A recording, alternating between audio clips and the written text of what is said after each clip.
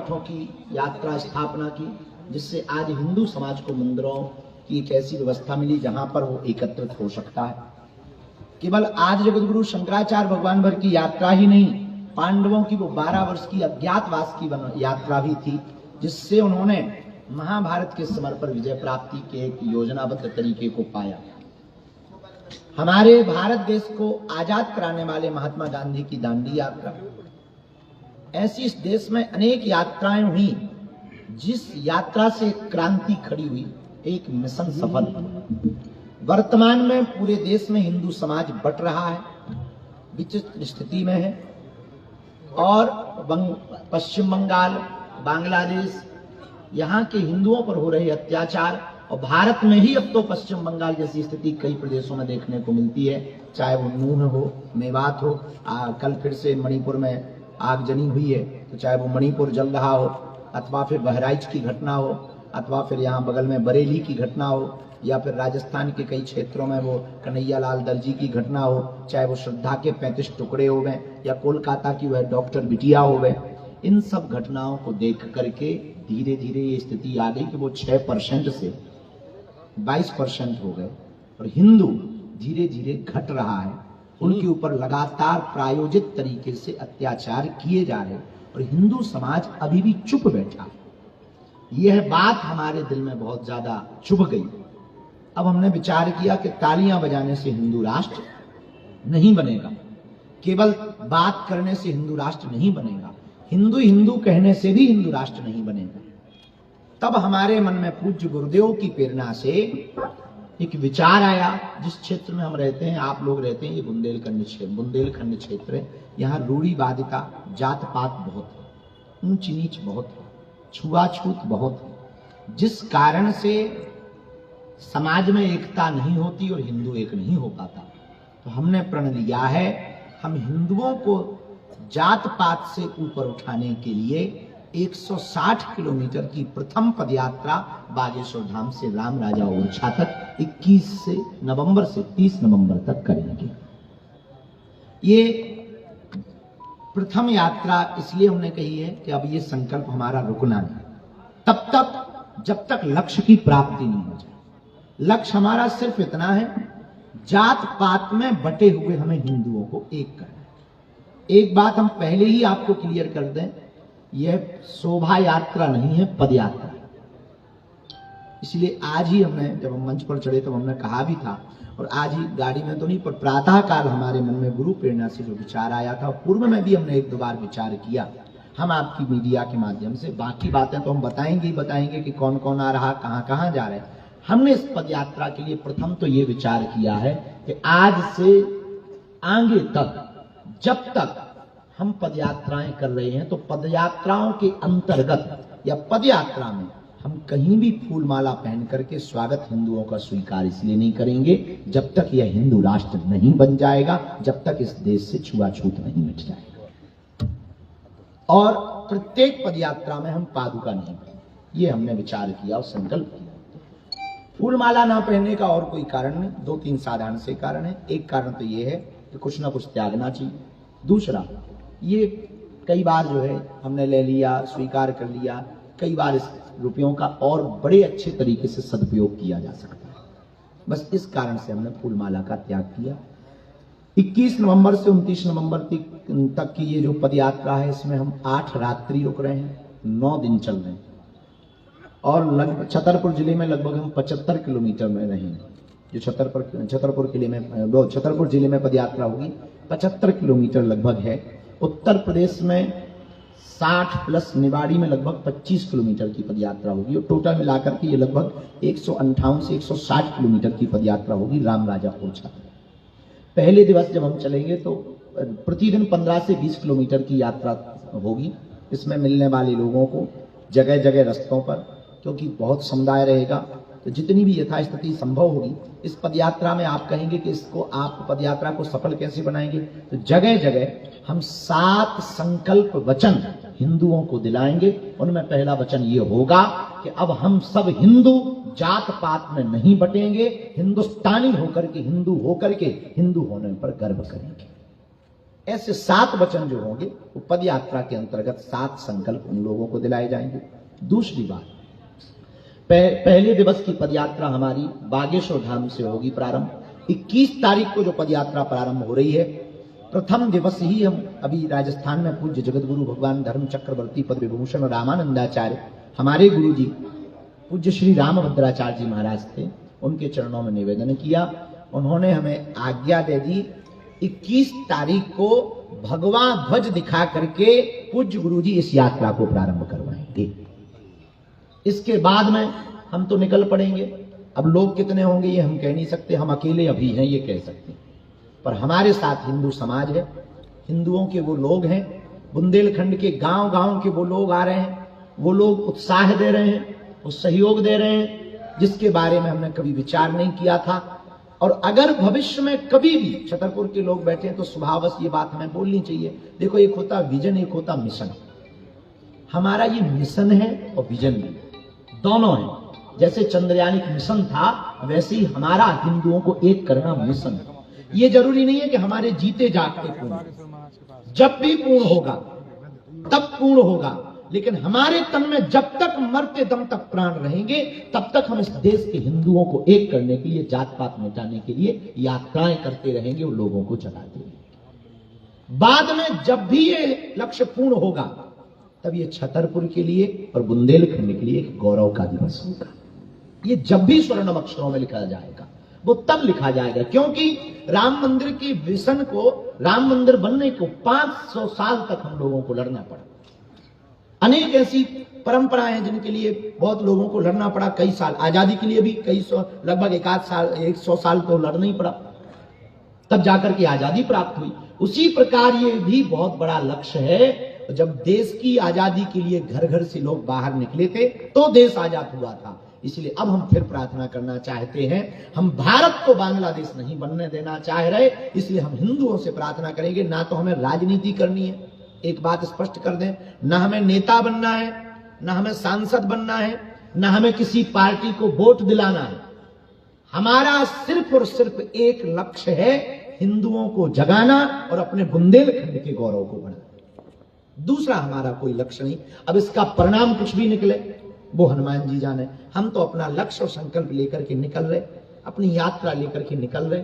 अब देखेंगे लक्ष्य कहां होगा, पहुंचेंगे कहां। जब तक प्राण है, बीच में भी प्राण चले जाएंगे तो भी रुकेंगे नहीं, उसके बाद फिर जन्म लेंगे। जब जन्म लेंगे, होश आएगा तो फिर हनुमान जी हमसे यही काम करवाएंगे, भारत माता हमसे यही काम करवाएगी। हमें भारत माता पर, हनुमान जी पर भरोसा।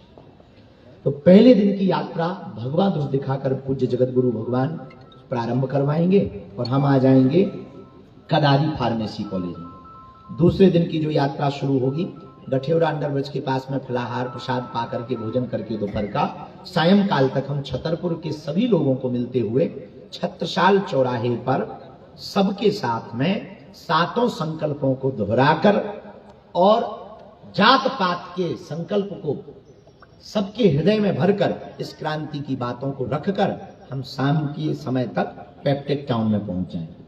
फिर निकलेंगे, दोपहर का भोजन हम मऊसानिया में करेंगे, फिर शाम का विश्राम शांति कॉलेज नौगांव में करेंगे। फिर बड़ा गांव टोल प्लाजा में दिन का भोजन करेंगे और रात्रि विश्राम 24 तारीख को देवरी रेस्ट हाउस में करेंगे। इसके बाद में भदरवाड़ा में दिन का भोजन करके रात्रि विश्राम 25 तारीख का ग्रामोदय मऊरानीपुर में करेंगे।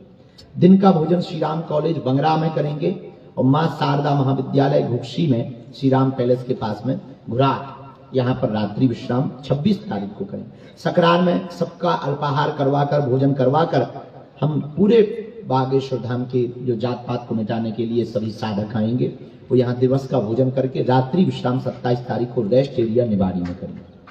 दिन का भोजन फिर बरुआ सावन एवं अगले दिन करके 28 तारीख की जो हमारा विश्राम होगा वो ओरछा तिगड्डा पर होगा।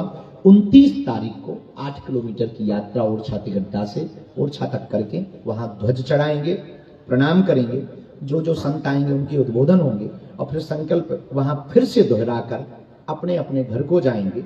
और इसके बाद में फिर शीघ्र, अति शीघ्र हिंदुओं को एक करने के लिए, जात पात को मिटाने के लिए पुनः पद यात्रा की जाए। ये 9 दिवसीय यात्रा है। इसमें पूज्य जगत गुरु भगवान भी आ रहे, परम पूज्य श्री मलुक पीठाधीश्वर परम पूज्य अनंत श्री विभूषित राजन दास जी महाराज जी भी आ रहे, जगत गुरु परम पूज्य श्री पूजनीय श्री राघवाचार्य जी महाराज जी भी आ रहे, हमारे बड़े ही प्रिय आचार्य पूज्य श्री इंद्रेश उपाध्याय जी भी आ रहे हैं, हनुमानगढ़ी के परम अच्छे सिद्ध बहुत अच्छे महात्मा परम पूज्य हिंदुत्व के प्रति कट्टरता रखने वाले पूज्य श्री राजू दास जी भी महाराज जी भी आ रहे हैं, सुदामा कुटी वाले परम पूज्य श्री सुतीक्षण दास जी महाराज जी भी पधार रहे हैं, एवं कथा के जगत में बहुत अच्छी कथा के द्वारा सबको प्रभावित करने वाले ठाकुर जी की महिमा का गुणगान करने वाले, गौ माता की महिमा गुणगान करने वाले पूज्य श्री संजीव कृष्ण ठाकुर जी भी पधार रहे हैं। 22 तारीख को बहुत ही सुप्रसिद्ध वर्तमान में वृंदावन की कथा व्यास पूज्य श्री अमृताचार्य जी महाराज जी भी आ रहे हैं, एवं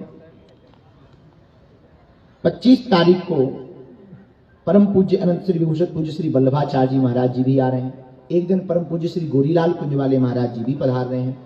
एक दिन परम पूज्य श्री बद्रीनाथ वाले हमारे बहुत ही प्रिय यज्ञ सम्राट परम पूज्य श्री बालक दास जी महाराज जी भी आ रहे हैं। एक दिन पूज्य परम पूज्य श्री किशोर दास जी महाराज जी भी पधार रहे हैं। एक दिवस उसी पदयात्रा में सबको जात पात से मिटाने, जात पात से ऊपर उठाने के लिए, हिंदुओं को एक करने के लिए परम पूज्य श्री श्याम सुंदर पारासर जी महाराज जी भी आ रहे हैं। परम पूज्य श्री गंधर्वा सरकार भी पहुंच रहे हैं। सर्वेश्वर राधा मंडल वृंदावन वाले भी पूज्य महाराज जी भी पहुंच रहे हैं। अन्य संतों की जैसी भी जानकारी हमें लगेगी, हम 1-2 दिन पूर्व में बागेश्वर धाम के जो हैंडल हैं उनके द्वारा आप सबको सूचित करवा देंगे। प्रसिद्ध जगत के लोगों की सबको निमंत्रण हमने दे दिया है। बाकी 1-2 जो अभिनय जगत से 1-2 लोग हैं उनकी सूचना हमको मिल गई है कि वो भी आ रहे हैं। एक दिन हमारे बड़े ही प्रिय हैं, अभिनय जगत में बहुत अच्छे और सनातन के प्रति उनके अद्भुत विचार हैं। एक दिन जो है संजय दत्त भी आ रहे हैं और अन्य लोग भी इसमें आ रहे हैं। एक दिन खली भी पहुंच रहे हैं। उनकी जो भी सूचना हमको मिलेगी हम आप सबको इसके द्वारा, बागेश्वर धाम के द्वारा या सब समिति परिवार के द्वारा हम आपको बता दें। आपको आज बुलाने के 1-2 कारण हैं। प्रथम कारण है कि हमें कुछ बातों को लोगों तक पहुंचाना है, इसको हम आपके द्वारा पहुंचवाना चाहते हैं। पहली बात हमें ये, इस पद यात्रा में आपको यह बात पहुंचानी है कि किसी को भी फूल माला पर रुपया खर्च नहीं करना। ये हमारा आंतरिक भाव भी है और इच्छा भी है। उस खर्च को किसी अन्य जगह सेवा सदुपयोग में, पानी में, भंडारे में, फलाहार में वो लगा देना तो किसी का पेट भी भर जाएगा और ये दक्षिणा भी व्यर्थ नहीं जाएगी, हमारा संकल्प भी पूर्ण हो जाएगा। दूसरी बात, इस पदयात्रा में छोटे बच्चे, वृद्ध और बीमार जनों को नहीं आना। वो घर बैठ करके ही बागेश्वर धाम चैनल से, यूट्यूब, टीवी जो भी चलेंगी उनके द्वारा, आप सोशल मीडिया के द्वारा इस पदयात्रा में हनुमान चालीसा पढ़ के घर से ही सपोर्ट करके अपने आसपास छुआछूत, ऊंच नीच, भेदभाव जो बीमारी है ये ना बढ़ने पावे, उसके लिए घर बैठ करके संकल्प लिया। तीसरी प्रार्थना, जो भी आवे उनको रबड़ के जूते चप्पल पहन करके ही आना है ताकि पैर ना कटें और आपको कोई कष्ट ना होवे, क्योंकि जितने भी लाखों लोग आएंगे उन सबकी जिम्मेवारी हम सबकी है, तो उनके स्वास्थ्य का और उनका ख्याल रखना हमारा परम कर्तव्य है। तो जूता चप्पल पहन करके आ सकते हैं। अब किसी की अपनी भावना है तो वो अपने भाव से, आपकी अपनी निष्ठा है, निजी निष्ठा है, पर हमारी तरफ से आपको स्वतंत्रता है, क्योंकि अभी यात्राएं रुकनी नहीं। एक ही बार में तुम्हारे पाँव में छाले पड़ जाए तो दोबारा में क्या कर।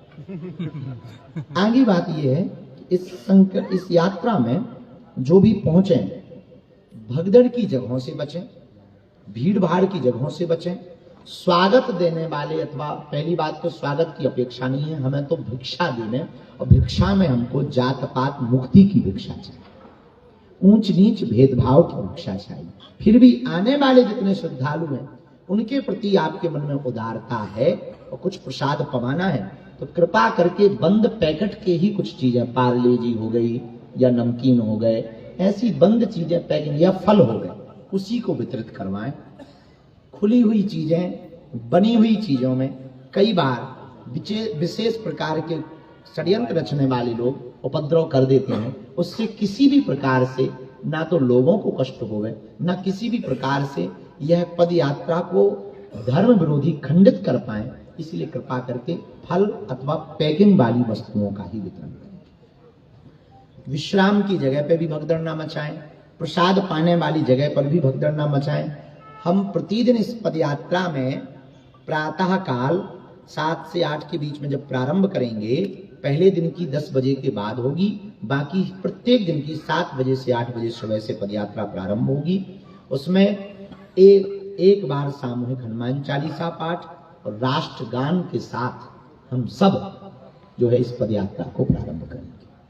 इसलिए राष्ट्र ध्वज जो भी लेकर आवे, धर्म ध्वज जो भी लेकर के आवे, वो उसका सम्मान बनाएंगे, क्योंकि हमारे लिए धर्म और देश दोनों सबसे ज्यादा महत्वपूर्ण है, इनसे बड़ा कुछ भी नहीं।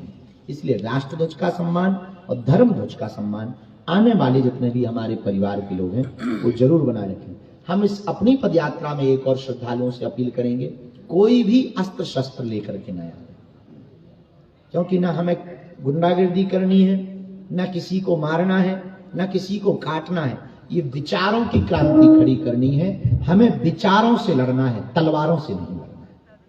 हमें विचारों से लड़ना है। इसलिए कोई भी श्रद्धालु हमारे प्रति उदारता रखने वाले, हिंदुत्व के प्रति उदारता रखने वाले, देश के प्रति उदारता रखने वाले, और जो सच में इस देश में जात पात ऊंच नीच भेदभाव को मिटाने की जिज्ञासा रखते हैं, उन लोगों से विशेष प्रार्थना है, किसी भी प्रकार का अस्त्र शस्त्र आपको इस यात्रा में नहीं लाना है। और जब भी पदयात्री यात्रा में चलें तो मिलने वाले गांव, पिछड़े बिछड़े लोगों को पहले गले लगाएं और उनको वो 7 संकल्प दिलाएं जो हम आपको पदयात्रा के प्रथम दिवस दिलाएंगे, जो आपको सोशल मीडिया पर भी प्राप्त होंगे। और पहला संकल्प तो भूल ही मत जाना कि भैया हम सब हिंदू एक हैं, और इसका स्लोगन है, जात पात की करो विदाई, हम सब हिंदू भाई भाई। इस बात को आपको सबको बोलते हुए जाना है, ताकि लोगों में एक विचारिक क्रांति प्रारंभ हो सके। क्रांति बहुत देर से काम करती है, रुक करके काम करेगी। भारत में हिंदू तो कुंभकर्ण की बात सो जाए, तो वो तो स्वाभाविक है, और ज्यादा देर लगेगी। यहाँ जगाने के लिए बहुत प्रयत्न करने पड़ते हैं, लोग बैंड बाजा से नहीं उठते हैं यहाँ, तो पदयात्रा से तो बहुत देर से उठेंगे, धक्के खाएंगे कुछ लोग तब उठेंगे। कुछ लोगों के घर में लव जिहाद हो जाएगा फिर हिंदू उठेंगे। कुछ लोगों के घर पे ही कब्जे जब विधर्मी कर लेंगे तब कहेंगे बागेश्वर बाबा ठीक कह रहा है। कुछ लोगों के घर पर पत्थर घलेंगे, जैसे अभी छतरपुर में एक कांड ऑलरेडी हो ही चुका है। अब विचार ही कर लो कि जब जो है प्रशासन के ऊपर उन्होंने कर दिया था, तो निश्चित है हिंदुओं के घरों पर भी होगा। उसके बाद फिर कुछ हिंदू जगेंगे, थोड़ा देर से जगेंगे पर जगेंगे। लेकिन हमने बिगुल फूंक दिया है, हमने नहीं फूंका, गुरुजी ने फूंकवाया है। हमारा उद्देश्य सिर्फ इतना है, हिंदू समाज बच जाए।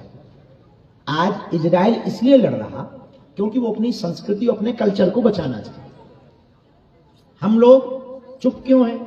हमारे पास में अनेक हिंदू बाहुल्य देश थे, सूरीनाम, इंडोनेशिया, फिजी, मॉरिशस और नेपाल तो हिंदू राष्ट्र ही था, अब वो चला गया। एक भी देश हिंदू राष्ट्र नहीं है।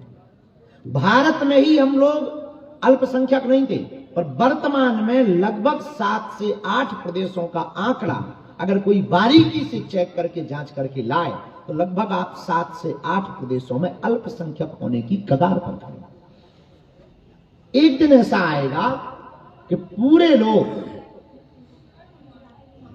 इस देश को, जो विधर्मी लोग हैं, अल्पसंख्यक घोषित करवाकर, हिंदुओं को अल्पसंख्यक घोषित करवाकर माने। इसलिए हमने प्रण लिया है, हम हिंदुओं को अल्पसंख्यक नहीं होने देंगे। और हिंदू अल्पसंख्यक होने की कगार पर कारण क्या है? वो अपनी ऊर्जा इसी में खत्म कर रहा कि हम ब्राह्मण हैं, हम क्षत्रिय हैं, हम वैश्य हैं, हम शूद्र हैं, ये बड़े हैं, ये छोटे हैं। इसी में अपनी ऊर्जा को खत्म कर रहा। हमें उन्हें नीचे गिराना है, उनको आगे बढ़ाना है। इसी में अपनी ऊर्जा को खत्म कर रहा। राष्ट्र के लिए कोई नहीं सोच रहा, हिंदुत्व के लिए कोई नहीं सोच रहा। इसलिए हमने विचार किया कि हम पदयात्रा के द्वारा उन हिंदुओं को जगाएं। तो इसलिए जो भी पदयात्रा में चले, मिलने वाले लोगों को गले लगाएं और एक साथ भोजन करें। बिछड़े और पिछड़े लोगों को आगे आने दें। और हम तो ये भी प्रार्थना करेंगे कि जो भी गांव के दीनहीन आपको दिखाई देवे, इस पदयात्रा में उनको आप सबको आगे करना। एक अंतिम बात और हम आपके द्वारा प्रार्थना पदयात्रियों से करना चाहते। सीटी, फूहड़बाजी, हुल्लड़पन, ये किसी भी हमारे पदयात्रा में चलने वाले लोगों को नहीं करना है। धाम की भी सेवादार हैं, प्रशासन भी बहुत तन मन धन से पूरा लगा हुआ है यहाँ से यूपी तक का, वरना आपके ऊपर कठोर कार्रवाई होगी। विधर्मियों से भी प्रार्थना है कि कृपा करके अगर तुम्हें अच्छा लगे तो आना, हमें कोई बुराई नहीं, ना भी अच्छा लगे तो घर बैठ करके ही खाना खाना, पर कृपा करके इस पद यात्रा को किसी भी प्रकार से असफल करने का प्रयत्न ना करना। और देखो भाई, अंत में नहीं तो हम वो 2-4 दिन से लगातार बोल ही रहे कि अगर छेड़ोगे तो छोड़ेंगे। इसका मतलब ये नहीं है कि हमको हिंसा करनी है, नहीं, हम अहिंसा के पुजारी हैं, हमें तलवारों से नहीं विचारों से लड़ना है। और हम विचारों की क्रांति खड़ी करेंगे, विचारों की क्रांति खड़ी करके हिंदुओं को एक करेंगे। यह हमारी पूरी पदयात्रा का रूपरेखा है। अब आपके दिमाग में ऐसी कोई बात हो जो हमने ना बोली हो और आप पूछना चाहते हो, उस बात को सब तक पहुंचवाना चाहते हो, तो महाराज जिस तरीके से आपकी आप लोग पूछ सकते हैं। जी, यात्रा चल रही है, आपको कितना लग रहा है कि विधर्मी आपकी यात्रा को टारगेट करेंगे और इस यात्रा को रोकने का प्रयास करेंगे? और सेकंड सवाल ये, क्या आप इस यात्रा के माध्यम से क्या एक हिंदू देश बनाना चाह रहे हैं? देखिए, अभी हमारा हिंदू राष्ट्र का विचार नहीं है। इस यात्रा में तो पहले हिंदू बनाने का विचार है, वो भी कट्टर हिंदू। हिंदू सब है यहाँ। अब तुम ये मत कर देना कि हमारा काट के नया बयान चला दो, ये बड़ी दिक्कत है यहाँ पे। तो हिंदू सब है, ये मत कह देना कि बाबा बागेश्वर बाबा ने कह दिया हिंदू नहीं। यहाँ भारत में जितने रहते सब हिंदू हैं। इस्लाम के लोग भी जितने रहते वो भी कन्वर्टेड हिंदू हैं। ईसाई भी इस देश में जितने रहते वो भी कन्वर्टेड हिंदू ईसाई हैं, सब हिंदू ही हैं। बाकी लोग तो नहीं तो जो वास्तविक मुसलमान है वो तो अरब देशों में, हाँ, बाकी जितने बदले वाले हैं वो भारत में, तो सब हिंदू हैं। लेकिन हमें इस देश में कट्टर हिंदुओं की कमी है, तो कट्टर हिंदू बनाने के लिए हम पदयात्रा करें। अब दूसरी बात, आपने कहा कि क्या हिंदू राष्ट्र बनेगा? पहले हिंदू कट्टर बन जाए फिर हिंदू राष्ट्र बन ही जाए। हिंदुओं की घटती जनसंख्या को बढ़ाने के लिए आपके पास क्या उपाय है? दूसरा, जब आप पदयात्रा के समय जा रहे हैं तो जो भोजन कर रहे हैं वो किसी विशेष घर में कर रहे हैं या आपके लिए कोई अलग से इंतजाम है? अब वही प्रश्न तो बहुत सुंदर, पहला प्रश्न जो है उसका उत्तर ले लो। घटती हुई जनसंख्या के लिए अब हमारी तो ब्याह को विचार है अब खुद का, तो हम तो बढ़ाएंगे ही, अब जितने हो पाएंगे सो बताएंगे। तो हम तो जनसंख्या बढ़ाएंगे ही, पर हम यही देश की कानून व्यवस्था और आपसे प्रार्थना करेंगे। आप कहते हो बच्चे 2 ही अच्छे, फिर चच्चे के 30 क्यों बच्चे? अगर बच्चे 2 ही अच्छे तो चच्चे के 30 क्यों बच्चे? तो हम यही प्रार्थना करेंगे कि उनके भी 2 ही बच्चे हों, वरना हिंदुओं से भी कहेंगे कि अगर उनके 12 तो अपने 14। तो आप क्या प्रशासन के खिलाफ लड़ेंगे? नहीं, हम किसी के खिलाफ नहीं लड़ेंगे। हम तो सनातन के पक्ष में हिंदुओं की बात रखेंगे। हम क्या लड़ने वाले तुमको विवादी आदमी दिख रहे के सीन पूछ निकले आई हमारे? महाराज जी, सोशल लड़ना, हम अपने खिलाफ नहीं लड़ पाते, प्रशासन के खिलाफ। वो तो हमारे ये माई बाप है, उनकी ही छत्र छाया में हमें जीना है। तुम क्या करवाना चाहते? पहले जेल भिजवाना चाहते? महाराज जी, सोशल बिल्कुल नहीं लड़ेंगे ना कभी। दूसरी बात, दूसरा प्रश्न क्या था? इस दौरान आप जो भोजन का... हाँ, भोजन करेंगे। इस दौरान भोजन हमें कोई जो भी यात्रा में मिलेंगे लोग, अगर वो दे देंगे तो खा लेंगे, नहीं तो बना के खाएंगे। अब तुम्हारी श्रद्धा हो तो तुम लेके आओ। महाराज जी, सोशल महाराज जी, एक सवाल है कि जो भी मीट मांस मदिरा की जो दुकानें हैं, जिस दिन आपकी यात्रा निकले प्रशासन इन दुकानों को बंद रखे, जिससे कि जो आपत्तिजनक जो लोग हमारी बात अगर प्रशासन सुन ले तो हम तो पहले ही ऑर्डर निकलवा लें। आप एक दिन माइक लेके चले जाओ, साहब से कहवा दो भैया सो तुम्हारे तो तुरंत काम हो जाने, और उनके तुम्हारे कहें तो 1 मिनट में काम हो जाए, उन्हें करवे पड़े है। और हम तो कह लो दीजिए सो उन्हें कहें बाबा तुम दंगा न फैलवा देंगे। महाराज जी, जो भी होटल संचालक हो रहे हैं, लोग दूर दराज से भी लोग आएंगे, देश दुनिया से भी लोग आएंगे, तो वहाँ पर जो लोग रुकने के लिए आएंगे उनकी विधिवत जानकारियां उपलब्ध होनी चाहिए। ये प्रश्न बहुत अच्छा है, इस पर हम आपको धन्यवाद देते हैं। जितने भी शहरों के होटल अथवा रेस्टोरेंट हैं, रुकने वाली जगहों पर कौन आ रहा, कहां से आ रहा, क्यों आ रहा, कब से रुका है, प्रत्येक जिले के होटल संचालकों को आने वाली भविष्य की घटना के लिए पूर्ववत सावधान होने के लिए उसकी पूरी जानकारी लेना जरूरी है और उनका बैग चेक करना जरूरी है। पता लगे वो जो है आगे के लिए पेट्रोल ही बम ले आ और बाबा पहले ही मर जाए, हिंदू राष्ट्र बनने के पहले काम। महाराज जी, इसलिए ये प्रश्न बहुत सुंदर है, तो हर होटल संचालकों को उनका चेक करना। हाँ जी, महाराज जी, हाँ जी। जिस तरह आपने कहा है कि हिंदू राष्ट्र बनाना है, जात पात मिटाना है, तो क्या जो हिंदुओं के मंदिर हैं उनमें दलित आदिवासी या नीचे जाति के लोगों को भी पुजारी होना चाहिए? वैदिक परंपरा का अनुसरण करने वाले, वैष्णव परंपरा की मान्यता को पूर्ण रूप से मानने वाले हमारे इस देश के शंकराचार्य, हमारे देश के महामंडलेश्वर, अगर हमारे हाथ में होता तो हम आज ही घोषणा कर देते। जितने शंकराचार्य मठों के आचार्य हैं, हम उनसे प्रार्थना करेंगे सामाजिक समरसता के लिए, सबको एक करने के लिए बेझिझक इस प्रकार की व्यवस्था होनी चाहिए। हम ये नहीं कहते कि कौन होना चाहिए, हम ये कहते हैं कि इस देश में ना दलित है, ना पिछड़े हैं, ना बिछड़े हैं, तो सब होने चाहिए। जब हम हिंदू ही बना रहे हैं तो फिर कौन इसमें दलित बच रहा, कौन इसमें पिछड़ा बच रहा? जब हम ये मैटर ही खत्म कर रहे हैं तो फिर तो सबको मिलना चाहिए अधिकार, और वर्तमान में ऐसा अधिकार सब जगह होना प्रारंभ भी हो गया। तो हमारे शंकराचार्यों से और आचार्यों से भी प्रार्थना है, इस बात पर बहुत पुरजोर तरीके से व्यवस्था पर हम सबको समर्थन करना है कि इस देश में अब ना कोई दलित है, ना कोई पिछड़ा है, ना कोई बिछड़ा है, ना कोई ब्राह्मण है। जब सब हिंदू हैं तो हिंदू ही मंदिर का पुजारी है। महाराज जी एक सवाल, आपकी यात्रा का कितना प्रभाव पड़ेगा लोगों को? क्योंकि लोगों हमारी में यात्रा का कितना प्रभाव पड़ेगा कितना लोगों प्रभाव पर? पड़ेगा? क्योंकि लोगों को भूलने की आदत है महाराज जी। तो अकेले निकल पड़े, हम बहुत साधारण आदमी भैया, हम पहली बार कर रहे हैं, हमें इसका कोई ज्ञान नहीं है। जितना पता लगता जा रहा उतना करते जाए। कितना प्रभाव पड़ेगा हम ये नहीं कह सकते।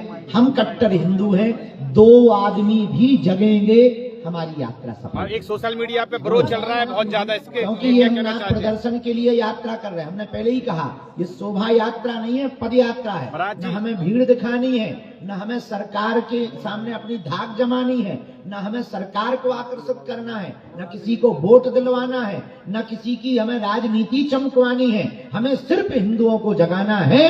तो हमें भरोसा है हिंदू जगेंगे और संकल्प। महाराज जी, आपकी पदयात्रा का सोशल मीडिया पर विरोध कर रहे हैं कई लोग, उनके लिए क्या कहना चाहते हैं? लेकिन कई जगह पे मंत्री और विधायक जो शादी मुसलमानों से करवा रहे हैं, उसके लिए आप क्या कहेंगे? देखिए, भारत देश स्वतंत्र है, सबको ब्याह करने का, निकाह करने का सबको स्वतंत्रता है।